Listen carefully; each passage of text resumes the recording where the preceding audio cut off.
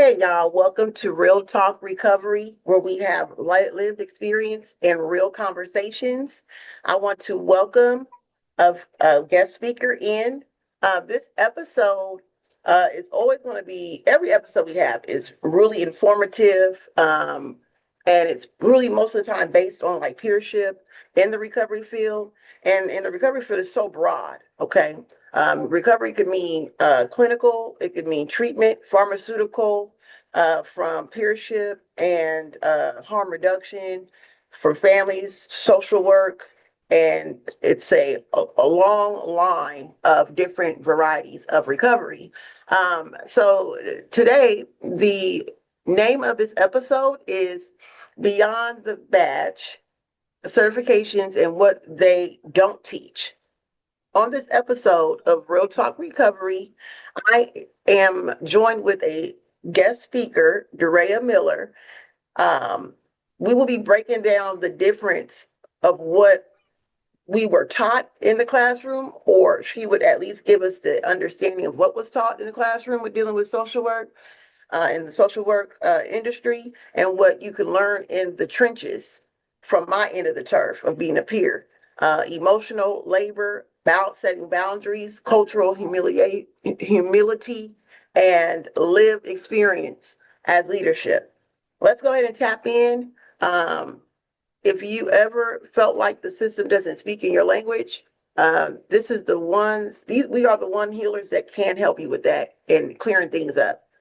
Okay, this is raw and necessary episode here, a powerhouse in recovery. And so, listen up for you big steppers. If you have any questions, please place them in the chat in the podcast section. And then for my people on Facebook, if you have any questions, hey, how you doing, D?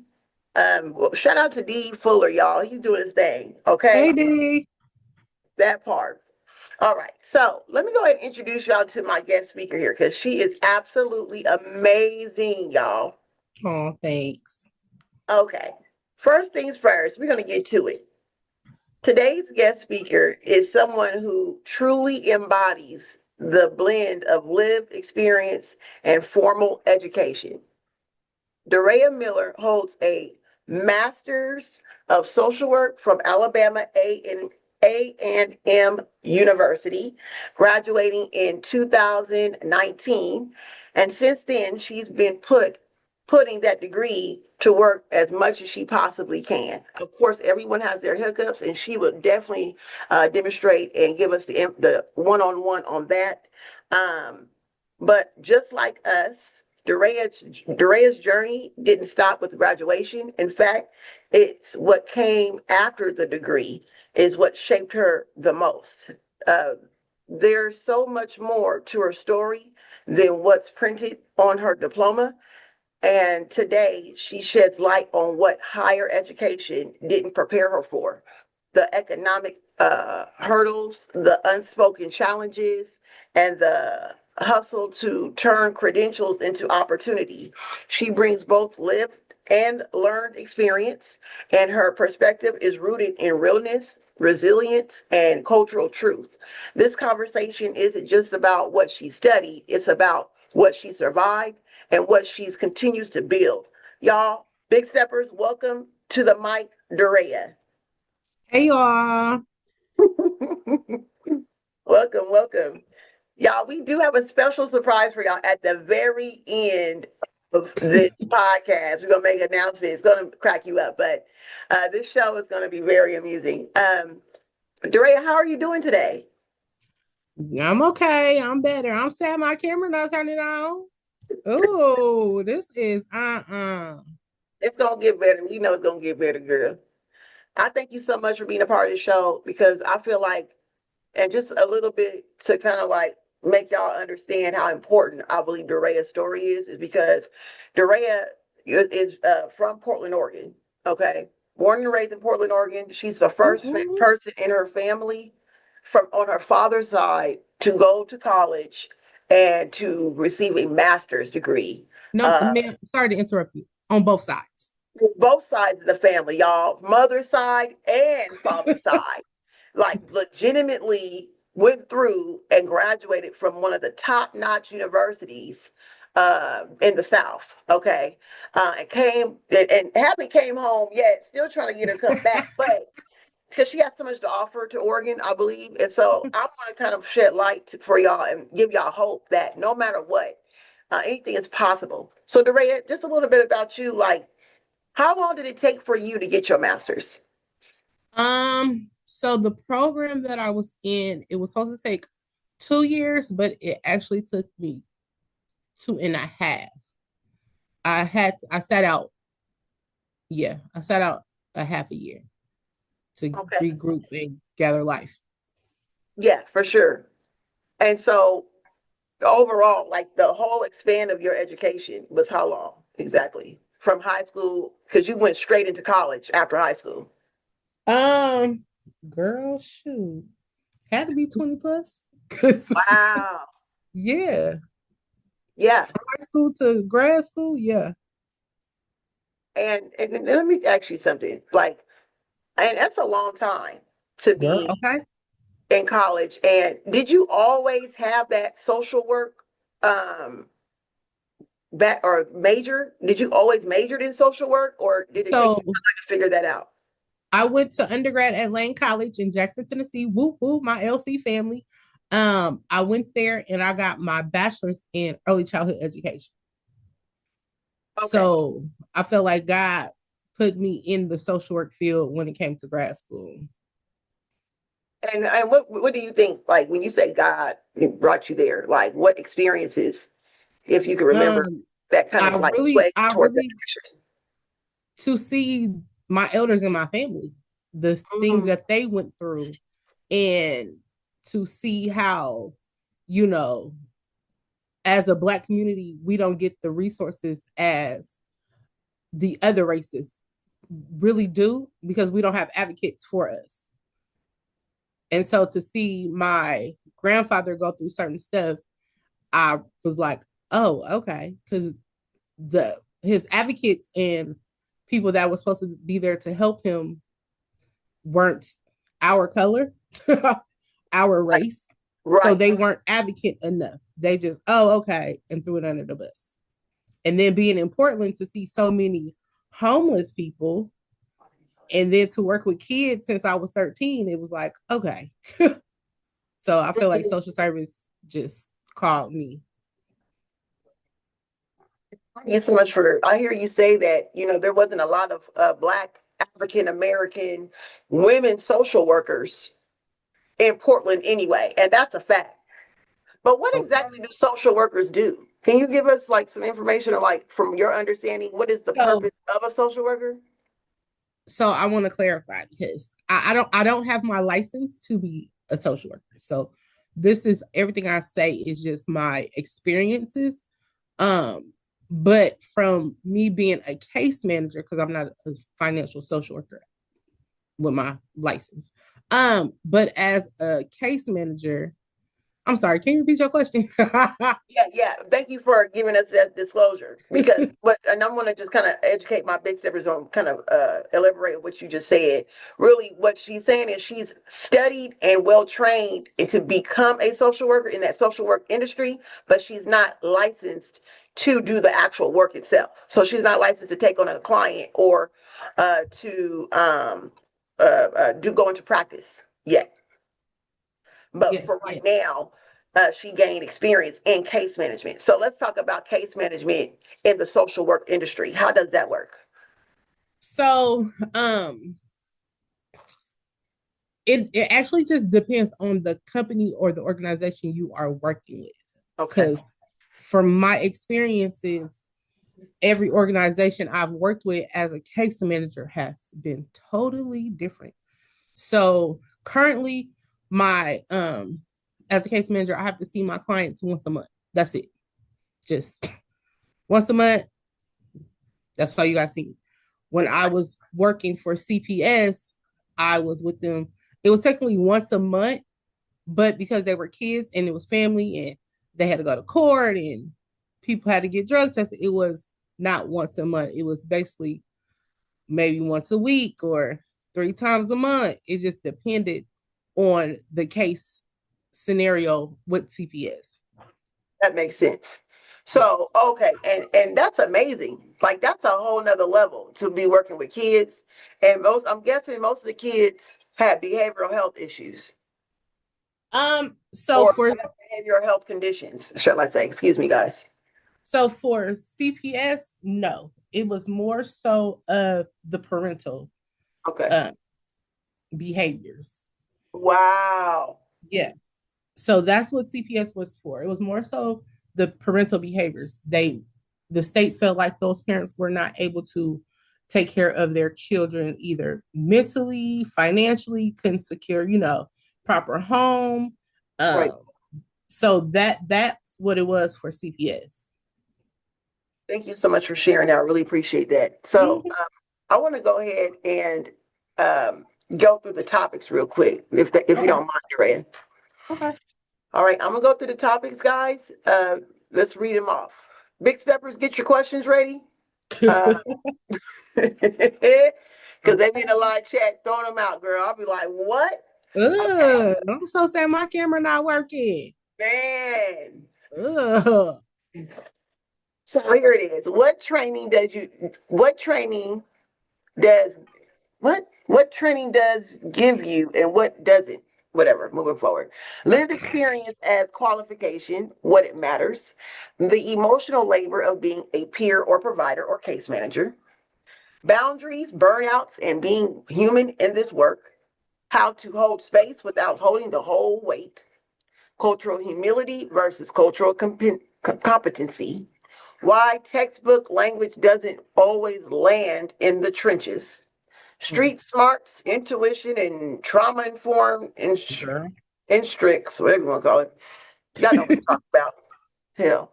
Lessons with the field, wins, wounds, and wake up calls. What professionals look like through a real lens. And so now that y'all understand what Dorea expertise is all about and what she's well versed in and her experience as far as with work, how long have you practiced in the field of social work? Or not practice, but how long have you actually contributed services as a case manager in the social work industry? So I've been in social service for the last 5 to 6 years. That's good. That's real Yeah. good. So that means if you get your license right now, I mean, if you Hmm. work to get that, let's be real here, you can pretty much open your own practice based on the experience you have. For sure. Okay. And that's Amazing. yeah. Amazing. Awesome. All right, y'all, big steppers. Yay. All right, so we're going to get into it, Dorea, and this is going to be Okay. questions from our big steppers.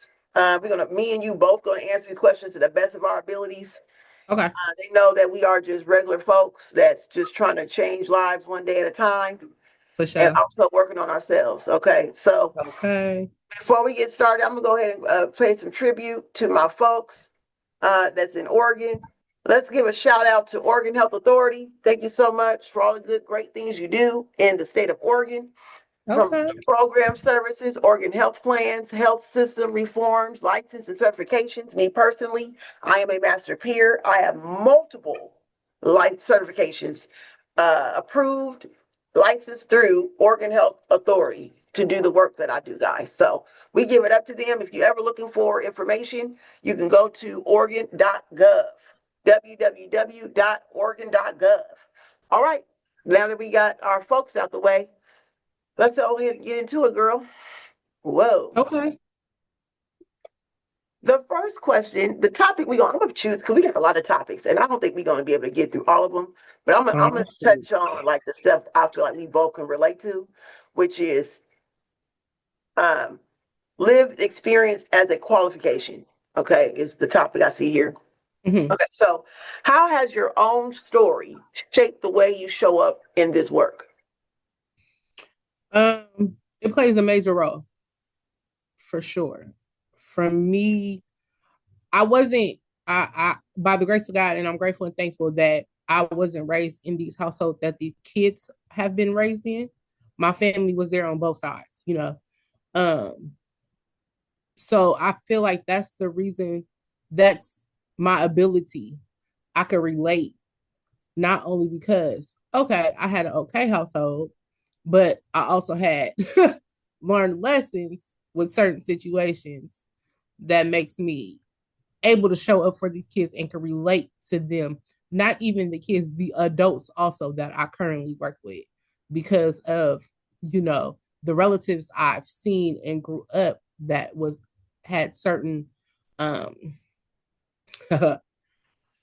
diagnosis, Yeah. certain Yep. drug usage, alcohol, verbal aggression, Yep. So I feel like my experience, life experiences taught me how to actually be there for whatever population I work with.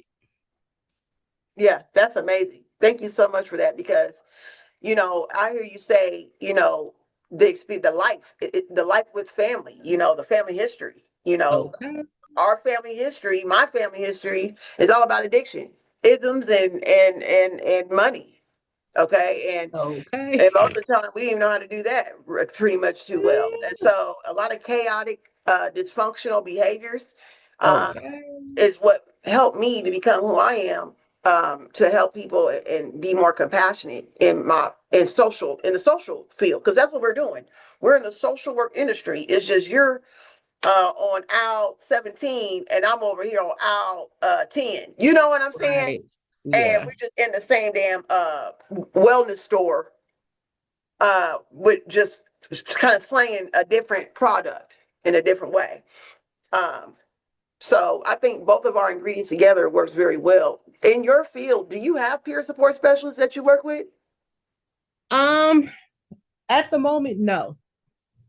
At the moment, yeah, no. Have you Mm-mm. considered working with peer support specialists for when you do decide to start your practice sometime very soon? Have you ever considered teaming up with peer support specialists? And if Yes, so, how would you use them? yes, because I feel as one of my mentors, she was a peer support specialist. Um, and I met her through CPS. So, and then we end up going to the same church. So Wow. I feel like with her, she's definitely, because she be in them people's houses, baby.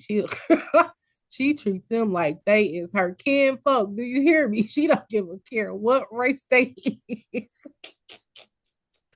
That Baby, part, she gonna throw the Bible at you and she gonna throw the AT at you, okay? I heard that. So I feel like that her showing me how to be a peer support was definitely a big thing, especially in Alabama. Yeah. Oh, and that's the South. Okay. And this is the kicker, Big Steppers. Dorea is based in the South right now. You in Texas right now, right? Uh-huh. Okay. And so most of the work that she does is in the southern end of the United States. So the people is different. For sure. This is not the same type of culture that we working with. The culture is a little slight different. For What can you sure. say is a little different about working with folks in the southern region versus in the West Coast? So, um, let me choose my words wisely.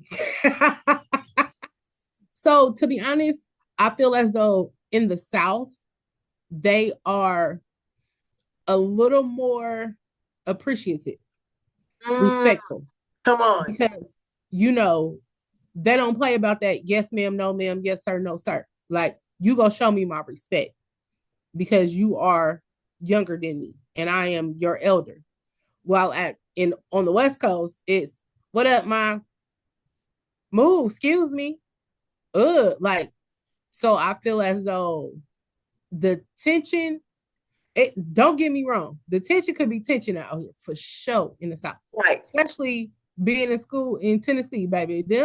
My Memphis folks, them taught me they taught me some survival skills. Do you hear me? And I feel as though when I first got to the South, it was like, okay, girl, what you first off, you're a black girl from Oregon? Like what? Like my friends were so confused because they didn't know we were there. But respect wise, for sure, it's definitely a total difference. I love that. Thank you so much for sharing that. Mm-hmm. Let's see. We got a Big Stepper got a question, Drea. Okay. Uh, Can Ooh, I see the this, questions or you can only see the questions? I can see the questions. Oh, okay. Sorry. Can you see the questions? Your camera It's working fine. nice? No, Don't you're start no fine. mess. See what we saying? See y'all, this is how we doing it, big steppers. See how she wants to get so involved? And this is a perfect question. You know what? Look, Yeah. it says, how do you handle hearing stories that mirror your own pain? Mm. So I can honestly say, by the grace of God, I haven't experienced any of the situations my clients have been. But when there's certain relations, so when I was working with kids, for sure, especially at Boys and Girls Club, I Mm, was a Boys and Girls Club kid. So right. when I worked with kids, I understand how, oh, I can't really express myself the way I want to because my mama think I got an attitude, but I'm just really expressing myself. So for me to work with those kids, it was more so, okay, I've been here, I've done that. And I've learned by the grace of God, I was in a program with the bridge builders. I eminent ladies of virtue that taught me how to express myself in a proper manner. Yeah. And Mm, instead of, so your tone is always the best way to tell somebody. So I always have to teach the kids, like, okay, so what's going on? Why are you mad? And they're like, oh, Miss Miller. Okay, no, slow down, calm down, because I can't understand and relate to you. So I need you to, and it's also the way I had to talk to the kids. yeah. And then even at times I had to tell the parents, like, okay, listen, this is what you're not finna do in my Boys and Girls Club. And when you in here, you following my rules. So you're not finna Mm, yell at this baby and tell him to get his ish and come up. No, no, no, no, no. right. I need you to redirect your tone and talk to him or her in a proper way. Because if you yelling and aggressive at them, they go shut down or Yeah. become agitated and irritated. So Yeah. that's what I had to teach my kids. And any kid I work with, even to this day, working with adults, I teach them how to use proper coping skills. You get irritated, agitated, what's going on with your body? Mm, When that's you get real. mad, what happened? You know? So it was like, okay, I had to teach them and tell them, but like let's see. When you get irritated, mad, frustrated, what happens? And even to this day, I don't care who you is. I'm gonna tell you to slow down, calm down, take a deep breath, Yeah. hold it in till 5 and exhale. Then we can Yeah. resume. Thank you. I appreciate that. I love what you heard. You told me something that really stuck with me. Last time I see you was, Mhm. calm down, breathe, breathe. Yeah. And I don't have to meet people that actually come to me and really show that type of compassion and kind of like guiding me towards relief in that way. So I really appreciate you on that. Oh, Um, thank you. yeah, for And sure. unfortunately, you know what I'm saying? I love my family, but the family we grew up in, it was you need to stay in the child's place. Yeah. we were And, it wasn't okay for us to express our feelings and emotions. and you know what, Dorea, it's trippy because today I deal with issues of tone. Even Mm, today, I just learned about toning yeah, because I was in a household where my mother wanted me to express myself however I wanted to. And I yeah. don't think she understood that there was an Mm, outside world that didn't understand that way of life. And so I had to go got into you. the corporate world on a constant battle of confusion with myself, trying to figure out why people don't like me. Why am I Yeah. not building relationships like I should? What did I do? And I didn't know anything about tone until someone like a mentor, sat me down and was like, Mo, have you ever heard of tone? Like, do you know what that means? And I'm thinking, like, Wow. what, the radio tone? Completely dumbfounded by what that is at the age of 30. Okay. Okay. And so that is so important that you're teaching children that and having a space for that. Because I'm still today, I have a coach that actually teaches me about tone, changing okay, let's change that word into this word. You Mm, know what I mean? This yeah. word sounds a little better. Okay, now slow it down when you speak now. Okay, now look, and literally I have a tone coach right now. Oh wow. Because I have no choice. I really don't understand because of the dysfunctionalness Oh girl. of my lifestyle as a child. Wait, But wait, wait, I wait, had wait. too much freedom. I'm sorry to interrupt. I want you to go back and state that again. The what? As a child, what? The dysfunctional Mm-hmm. lifestyle as a child. Okay. Okay. And I don't think you understand. Like a child could have a lifestyle too. What you said? And so, man, and now I'm in recovery. I'm like, oh, that shit was all done wrong. You know what I mean? So I Facts. really appreciate that. I would love to see you do more work in that. That would be huge. That's big business. Facts. Mm. All right, I'm gonna just take Okay. a quick little time, about 30 seconds, to go over another great uh, organization that's been working, a government organization that's been working with a lot of us here in the United States of America, especially in Oregon, of course. Mm-hmm. SAMHSA, Substance Abuse and Mental Health Service Administration. This Mm. is a organization that helps with finding treatment centers. They also help with Mm. crisis lines and suicide 988 suicide lifelines, disaster and distress hotlines, national helplines.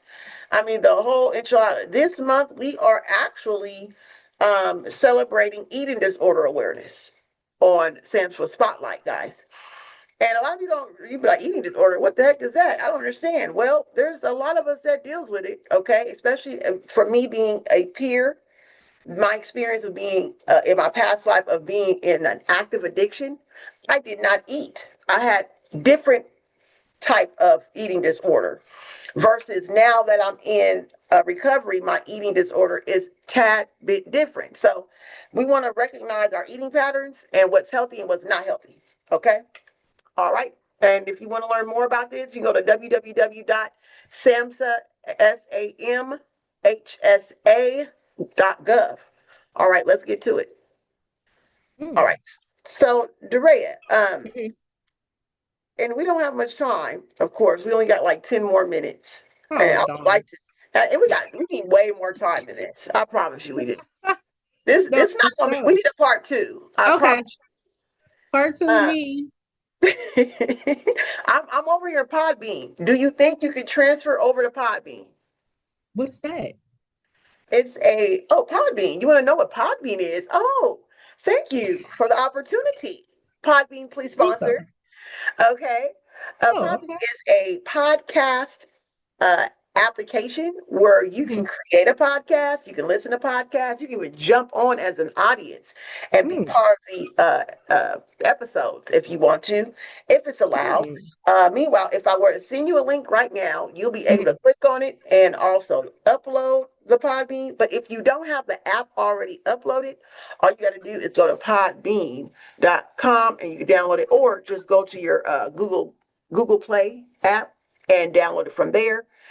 And then Mm. whatever link is given, you can click it and it will just automatically open you right on up into the live on air episode. Okay. I know. So it's all right for right now. It's not available. Not a big deal. Y'all know you're a busy woman. Y'all, you know how hard it was for me to get a hold of DeRay. It's ridiculous. Okay. So we're gonna have to do a part two on this anyway. So let's go ahead and get back into some Yeah, questions. because I gotta show my face. I don't like this. Yeah, I heard that, honey. I heard that. So we're gonna end this with a question about, and I don't want to go too because we're gonna do a part two. So I'm gonna Okay. take it easy. Okay. Uh, hmm. Oh, you said emotional. Okay, so you dealing with these children, the parents, the families, going through all of that. You seeing yourself in a lot of these children, or and Mm. sometimes seeing other people from the family and the parents, Girl. right? Girl. How do you deal with your self care? How do you deal with about setting the boundaries? Well, let's start with self care. How do you handle your self care? So my self-care, I don't play about my self-care at all. I do not play about my self-care. So when I leave work, I leave work. So like for instance, yesterday, me and my coworkers, we went out to just have a decompression day. And we went to go eat. And we had to set boundaries. My coworker was like, okay, so when we get here, we are not talking about work. We're not talking about coworkers. We are enjoying ourselves, enjoying the music. So those boundaries are definitely really important. Um, Mhm. because if you don't have any, you'll always be intertwined into the work. So when I'm at home, I'm at home.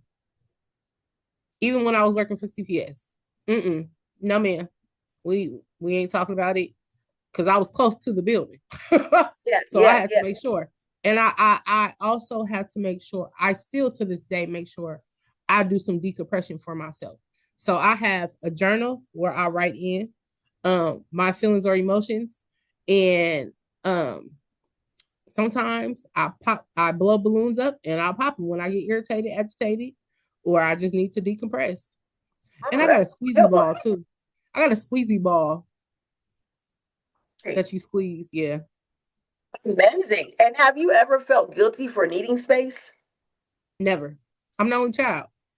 Yeah, for sure. That Well, part. I'm a Welcome to the only child group. I mean, for real. Like, let's keep it a buck. Like, it's a whole nother level. We love our solitude. okay. So, Big I'm the only child facts. on my mama's side. But Yeah, yeah, yeah. Big um, facts. so yeah, no. Yeah, Yeah. I heard that. Period. Well, thank you so much. I really appreciate it. This is part one, guys. We're gonna have to keep this going because Yay. Dorea got so much good. Oh, this is good energy here. I want y'all to see what Dorea look like. Y'all can always check out her Right. Facebook. Dorea, go ahead and promote whatever it is you want to promote, whatever it is. I don't know. Follow her on Facebook. Go ahead and say what you want to say to the people. Y'all can follow me on my Instagram, Budget Girl, BudgetGurl on Instagram. So I just be promoting on Budget Girl, I promote, sales. What if you are selling something, I'll promote you. I don't ask for anything because why? I'm the budget girl. So, and plus I was raised penny pinch. Period. Now, for real, for real. I do thank you so much. It's been an honor to have you on here. Guys, stay tuned. We're going to actually have Dorea um, part of the show again as a part two on the same topic sometime very soon. And this time we get to see her. And then we're going to give y'all the special detail that y'all don't know.